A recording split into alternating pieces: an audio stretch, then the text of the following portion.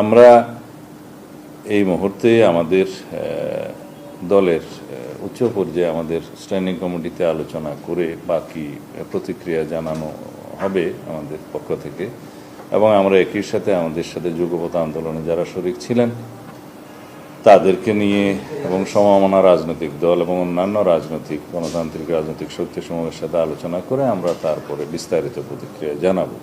তবে মুদ্রা কথাই বলতে পারি, আমাদের এবং জাতির প্রত্যাশা পূর্ণ হয়নি এই ভাষণে। ধন্যবাদ।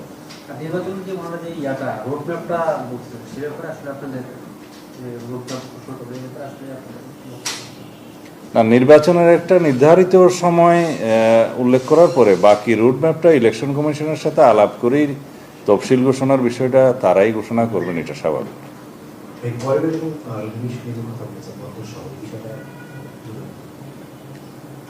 আমি এই বিষয়টা আসলে আজকে ভাষণে থাকবে সেটা আশা করিনি আমরা।